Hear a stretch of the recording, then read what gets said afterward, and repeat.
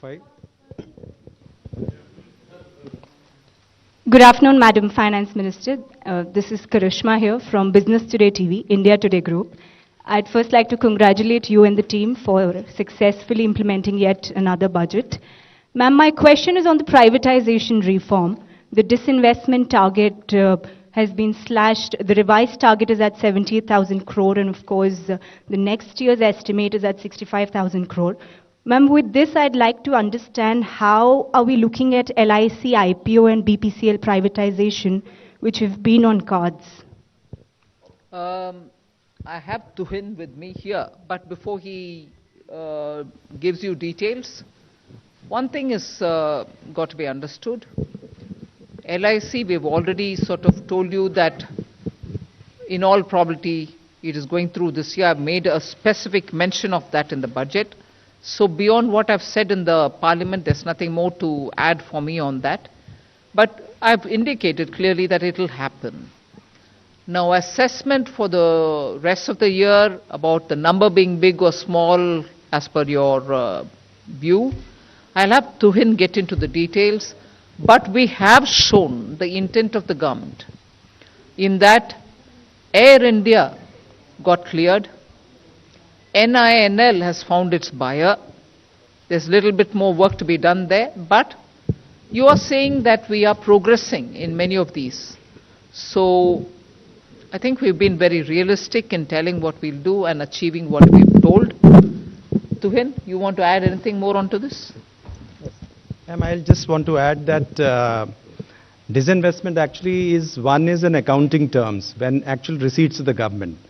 Now, when we, for example, do NINL, nothing comes to the government in accounting terms. But that doesn't mean that we are actually progressing towards privatization in a faster way. So emphasis is on completion of transactions and implementation.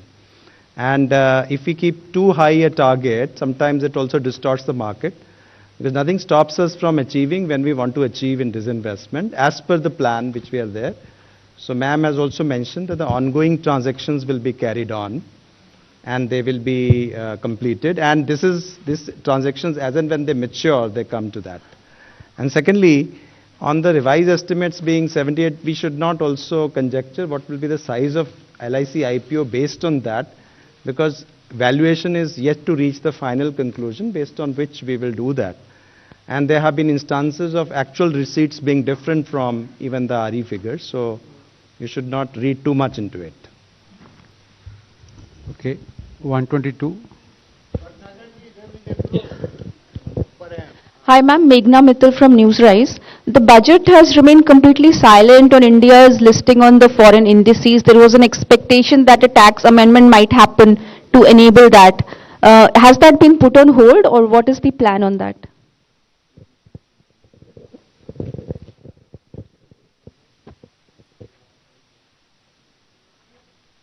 Just repeat your question. I think your voice was a bit muffled.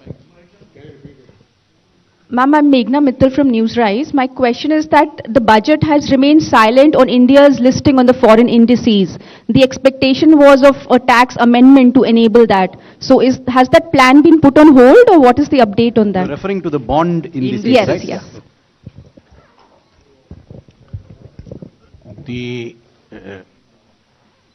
issue is that the NR to NR transactions are anyway tax-free. So there's no capital gains. The issue was between NR and resident. So the BEPS discussions are on for us. And in those discussions, we are actually saying that the capital gains tax right should come to the country where the transactions emanate from. So that has been our stand. And those discussions are still on, and we are the one who's propounding that thing, and that's how it is moving, those discussions. So this was not the right time for us to take a decision in a manner where we give up on our own domestic thing while we keep fighting in the BEPS discussions. So that was the basic reason that we didn't want to do it this year. Number 90.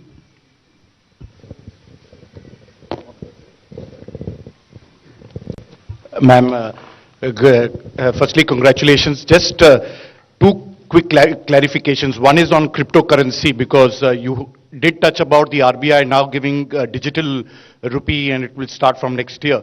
And you've reflected that in the finance bill. You've also taxed cryptocurrency, but there's no regulation. So how are you going to work on that? I'm a little bit keen to understand that. And the other issue, of course, is that in your speech, which was very well put, there was one key issue which affects all of us, including you, inflation. How are you going to deal with that?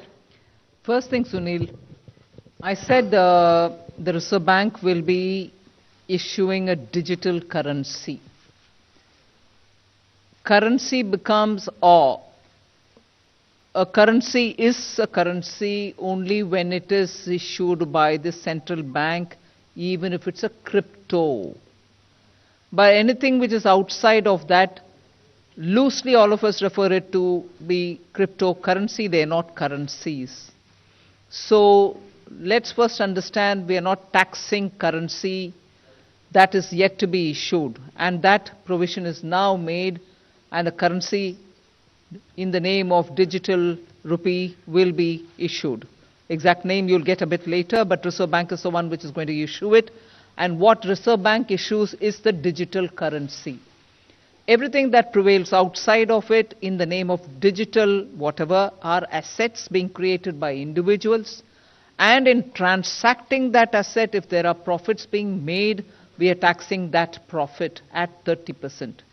We are also tracking every trail of money in that by saying every transaction will be 1% TDS, if I can use that expression. There will be a transaction, TDS imposed on every transaction in the crypto world, any transaction that is happening outside. So the distinctions are very clear. Currency is only with the Reserve Bank. That will get issued sometime this year. The transaction happening in the crypto world are of different kinds of assets, and for that, every transaction gets taxed. ധനമന്ത്രി നിർമ്മല സീതാരാമൻ മാധ്യമങ്ങളോട് സംസാരിക്കുന്നു. Digital കറൻസിയുമായി ബന്ധപ്പെട്ട് ബജറ്റിൽ നടത്തിയ പ്രഖ്യാപനങ്ങൾ സംബന്ധിച്ചുള്ള വിശദീകരണങ്ങൾ കൂടി നൽകുകയായിരുന്നു കേന്ദ്ര ധനമന്ത്രി.